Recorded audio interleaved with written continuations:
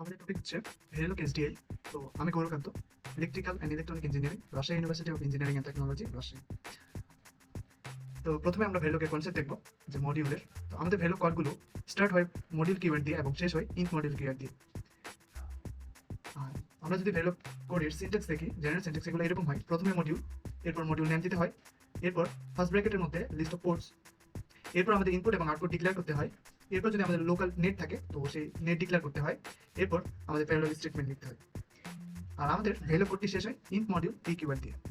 তো ভেরিলোক সম্পর্কে আরও কিছু। তো in Verilog the basic unit of hardware is called the module. তো ভেরিলোকে হার্ডওয়্যার যে বেসিক ইউনিট সেটাকে আমরা মডিউল বলতেছি। তো এই module cannot contain definition of other module, অর্থাৎ একটি মডিউলের মধ্যে অন্য কোনো মডিউলের ডেফিনেশন থাকতে পারে না। তারপর a module can however be instantiated within other module. But আমরা কি করতে পারি, একটা মডিউলের মধ্যে আরেকটা মডিউল ইনস্ট্যান্সিয়েশন করতে পারি। তো instantiation allows the creation of a hierarchy in Verilog description. তো আমরা যদি একটা সিম্পল অ্যান্ড গেটের জন্য ভেরিলোক কোড লিখতে চাই তাহলে সেটা কিরকম হবে। তো এখানে দুইটা ব্যাকস্ল্যাশ, এটা হচ্ছে আমাদের কমেন্ট লাইন, অর্থাৎ এই কমেন্ট, এই সিম্পল অ্যান্ড গেট, এটা আমাদের ভেরিলোক কোডের মধ্যে এক্সিকিউট হবে না, এটা জাস্ট আমাদের বোঝার জন্য।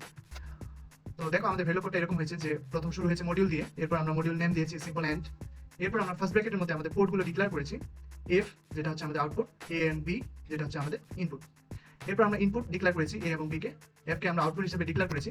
এরপর আমরা যেটা করেছি আমাদের স্টেটমেন্টগুলো লিখেছি এখানে, যে এ এন্ড বি এটা অ্যাসাইন করেছি এফ এর মধ্যে।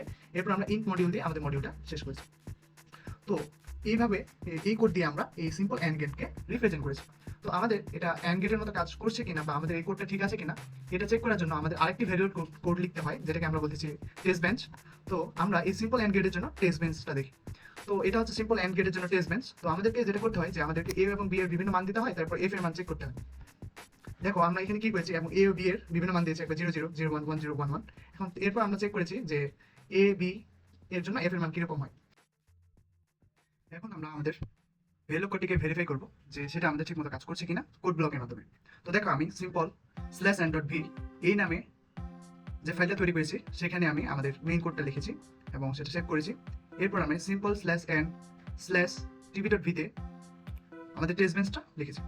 এখন আমি যদি আমাদের মেইন ভেরিলোক কোডটা রান করতে চাই তাহলে আমাদের এই দিকে একদম ডান দিকের উপরে কর্নারে রান বাটন আছে, সেটাতে ক্লিক করে রাখবে। আমরা যদি ক্লিক করি আমরা দেখতে পাচ্ছি যে সেটা আমাদের খুব সাকসেসফুলি এক্সিকিউট হয়েছে। এরপর একইভাবে আমাদের টেস্ট বেঞ্চটাকে রান করতে হবে। তো টেস্ট বেঞ্চে গিয়ে আমাদের রান বাটনে যদি ক্লিক করি আমরা দেখতে পাবো যে আমাদের কোডটা আমাদের কোডটা এখানে এক্সিকিউট হয়েছে।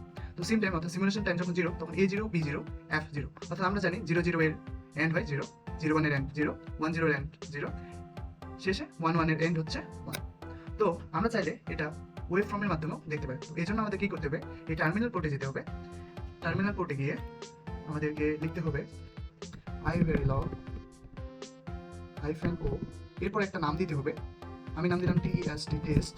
এরপর আমাদের ফাইল নেম দুইটা দিতে হবে, simple and dot V, simple and TV dot V. Okay আমি এখানে নাম লিখে দিচ্ছি simple and dot V, simple and TV dot V. Okay, এরপর ইন্টার প্রেস করলে আমরা পরবর্তীতে লিখবো ইভিপি test, আমাদের ফাইল নেমটা দিয়ে দিলাম। তো এটা দিলে আমাদের এই যে আমাদের ভিসিডি একটা ফাইল সেটা আমাদের তৈরি হবে। ইন্টারপ্রেস করলাম, তো এই ফাইলটা আমাদের তৈরি হয়ে গেছে। এখন আমাদের যেটা লিখতে হবে সেটা হচ্ছে gtk web, এবং ভিসিডি ফাইল নেম দিতে হবে সিম্পল অ্যান্ড।